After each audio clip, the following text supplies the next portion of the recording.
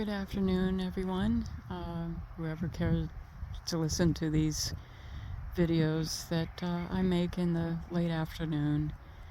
It is just such a gorgeous, beautiful day today. The rains cleared everything up. It's like a new transformation after the rains and the winds come. It's just everything gets nice and clean and clear, and the sky is clear, and the clouds are just hovering over the Seven Sister Mountains. It's really remarkable how Richard found this land. It was like it was meant to be for him. If you see where I'm pointing the camera, that is a very spiritual point right there between those two peaks. I'll try to do a little bit of a close-up, as you can see. And when the sky gets really clear, the clouds just hover above the mountains. And right there in the center, it's like a special spiritual energy from these two peaks that are focused right on the land. And Richard always, way back when he first got the land, he always observed that this was a very spiritual place. And it was meant to be. It was meant for him to find it. It's not just anything ordinary like a plot of land. It has a lot of spiritual, beautiful energy here. And I'm going across, and you see right over here is Bishop's Peak. And these peaks here are starting from there and going on all the way over there. They're known as the Seven Sisters. And 7 is a very, very spiritual number, as people know. And as I said in one of my videos, this is a time, on a day like this, I know my beloved Richard would be in his van, opening up his sliding door, sitting on the couch, and observing the beauty of the land, especially on a day like this, and the lake starting to fill up, and the sun just beginning to find its way over the sea. And I just wanted to share the beauty of what Richard saw and how this land came to him. It was no coincidence. The way he found it, he knew that he wanted to get land somewhere up in this area. And he and the real estate guy, Bob Ward, I think his name was. I remember his first name, Bob. And they were driving around, looking and looking, and there wasn't anything that really set Richard off. It wasn't like, well, everything we saw so far wasn't clicking. And then they were driving down Los Osos Valley Road, and at that time, around 1979, close to 1980, at that time, Los Osos Valley Road was just a little country road. I mean, a car would go down it once every 5 minutes. Now it's almost like a freeway,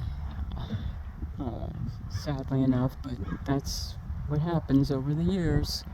Population grows, traffic grows, and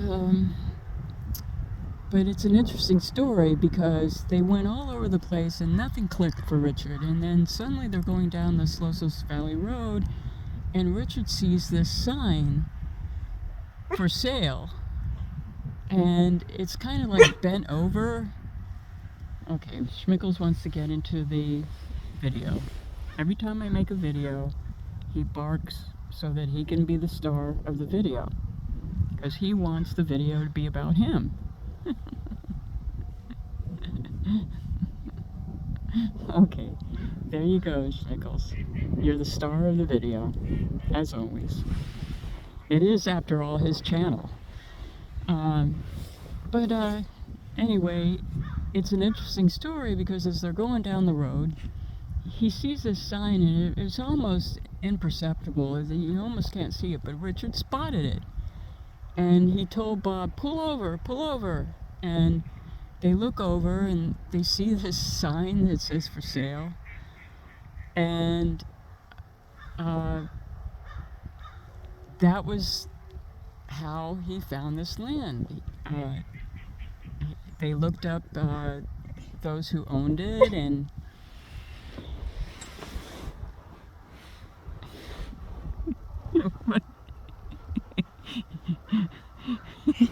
Schnickles, what the hell? He just, I don't know what it is. Every time I start making a video, he starts barking.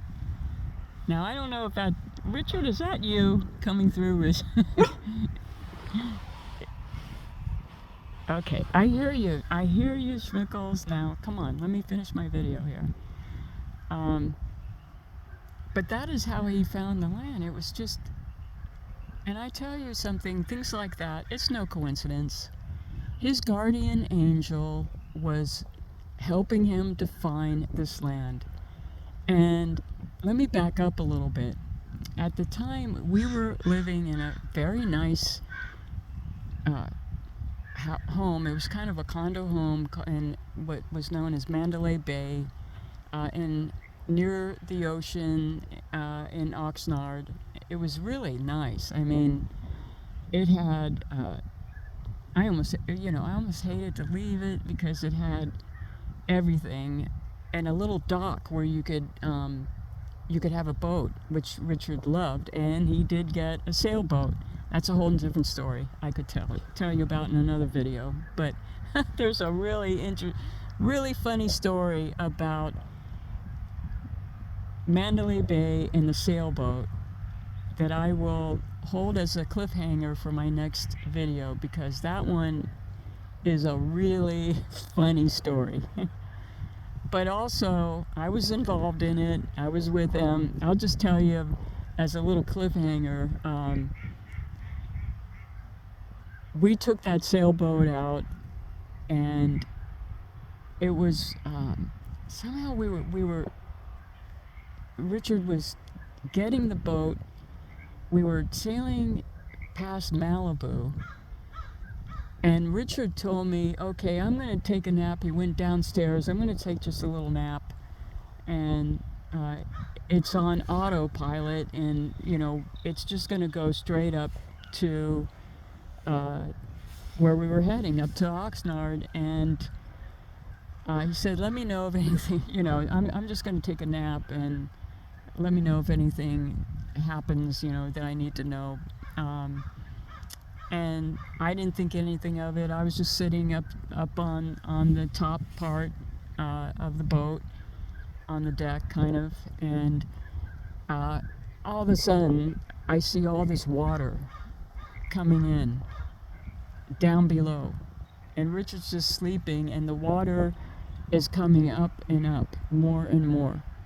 And I said to Richard, I look down, I see this water coming up, and I said, Richard, there's water coming into the boat. I think we're sinking. And the place where we were sinking, the water was like black. It wasn't like a blue color. It was like this very dark black color. And we spotted just a little time before he went down. I said, this is kind of creepy where we're going through right now. And he said, well, like I said, he just said, I'm just going to go down, take a nap. I said, but look out there. What are those? And all these fins were up out of the water. They were sharks, a whole school of sharks. And we're going through this black water, and he goes down, goes to sleep, and we're still kind of in that territory where it's kind of creepy and dark, and the ocean looks black, and I see all these sharks, and all of a sudden, all this water's coming up from below, and he didn't even notice it until I had to wake him up And I said, Richard, the water is coming in. It was already up to, like, I would say 3 feet down below. So I'll tell you the rest of the story on the next video. There's a cliffhanger for you. But it was a really nice, it was a very nice home, brand new. It was like brand new, beautiful, like 3-bedroom and beautiful kitchen. It was really nice. It was like a little resort, actually. And, but, he sold it, so we could get the land up here. But he,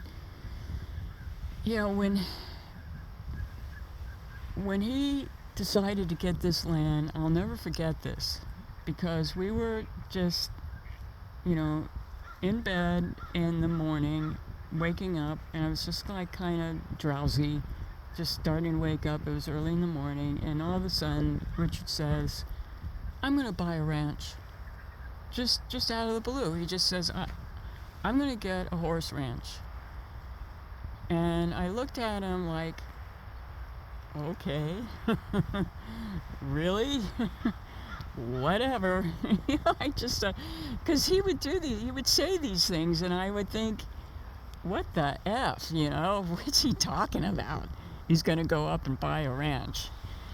But he went up there. I didn't go with him on that one, because I was still going to college at the time. And he went up to this area. He said, he told me he always loved this area up here near San Luis Obispo. And so he's with the real estate guy, and he sees the sign. And it's hardly, you can hardly see it, but he spotted it. And they got the connections with whomever it was that owned the land. And, well, the rest of the story. He ended up working it out and getting the land, and his dream came true. But what was interesting was he already had a vision of it. That was Richard. That was the kind of evolved soul that he has. He had things that would come to him, and I believe everybody has a guardian angel, except for people that don't have a soul and don't have a moral conscience. They don't have anybody. They just live by their own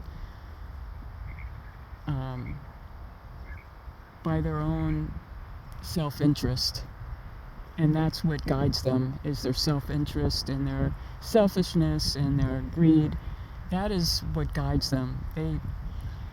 Whereas, someone like Richard, he has not just one guardian angel, I think, but he might have had more than that guided him to this beautiful ranch. And when you have a soul, when you have a heart, when you have a moral conscience, you have a guardian angel that helps you to discover things, that helps you to fulfill your goals and fulfill your dream. And I believe that Richard definitely had a guardian angel that led him to see that sign and led him to work this out. Now, that doesn't mean when you have a guardian angel that all of a sudden everything is just hunky-dory and it just falls right in your lap. No, he had to work hard to figure out how to get this land, because it was tangled up with a lot of legal complexities. There were many owners that were involved, and Richard was a very brilliant lawyer, and if anybody could figure it out, it was him. Probably nobody else would have been able to do it. They would have given up. They would have said, this is too hard, there's too many, it's too complicated, but he always knew how to figure things out. Things would come to him, ideas would come to him, and he was guided by a higher power and a higher force, because he was a very evolved soul, and he trusted that, and he trusted his intuition, and he trusted his strength, his inner strength and his inner courage. He had confidence within himself that, for me, it was something very just admirable, and I wish I had the confidence that he had, the kind of strength that he had, the inner strength and belief and trust and faith that he had in himself. And it had to do with being very honest, and he lived by the principle of honesty, and he lived by trusting a higher conscience that was definitely connected to God. And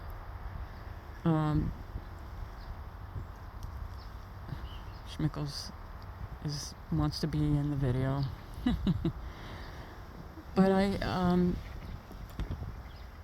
I've been thinking about that, how he found this land, how he trusted his instincts or his intuition. And when you trust your heart, your guardian angel is there to help you. Your guardian angel will guide you and help you. And if something becomes very complicated, that guardian angel has a way of stepping in and making it happen, making it work.